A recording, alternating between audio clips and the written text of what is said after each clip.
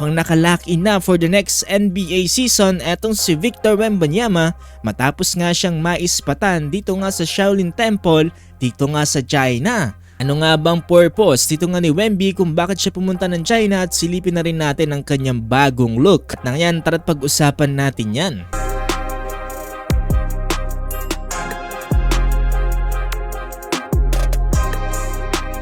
Itong mga nakarang araw ay meron tayong mga balita patungkol nga dito kay Victor Wembanyama na kung saan naispatan nga siya na nagkakaroon nga ng tour dito nga sa Great Wall of China. Kung saan ini-enjoy ni Wemby ang magandang tanawin dito nga sa Great Wall of China. Ilang araw lang matapos ng video dyan ni Wemby dito nga sa Great Wall of China ay meron namang lumabas na viral photo niya na kung saan bigla naman siya naging kalbo. Mapapansin na nakasuot siya dito ng kasuotan ng mga monk.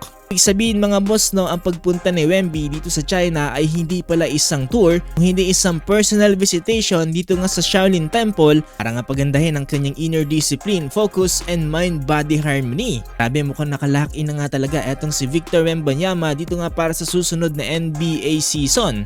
Nabi rin dito sa ilang picture na to na etong si Wemby daw ay nagsimula na ng kanyang 10-day physical and mental training retreat at the Shaolin Temple. Papansin natin dito na nagkakaroon na nga ng walking, jogging, hiking etong si Victor Wembanyama. Talaga namang mukhang nagpapabuti etong si Victor Wembanyama mga boss no, ito sa kanyang pagpunta sa China. Naman mga boss ang isang picture na kung saan kalbo na etong si Wemby at nandito na nga siya sa Shaolin Temple.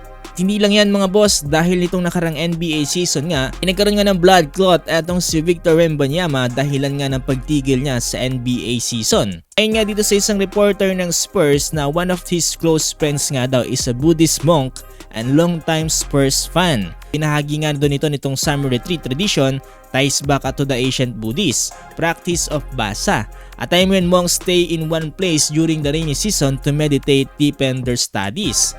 Nabi rin dito ng reporter na ito na nasa different kind of grind na nga daw etong si Victor Wembanyama. Hindi lang yan ang ilang malaking balita dito para kay Victor Wembanyama dahil mayroong ilang mga rumors na mas lalong tumatangkad nga daw etong si Victor. NBA kasi nakalis etong si Victor Wembanyama ng 7 foot and 3.5 inches. Pero may mga ilan na nagsasabi na parang mas lalo nga daw tumangkad etong si Victor Wembanyama at yung kinukumpara nila ito sa ilan sa mga NBA players at matapos nga ng ilang kalkulasyon ng mga fans ay tila nga ba daw parang naging 7 foot 7 na ang original height ngayon dito nga ni Victor Wembanyama.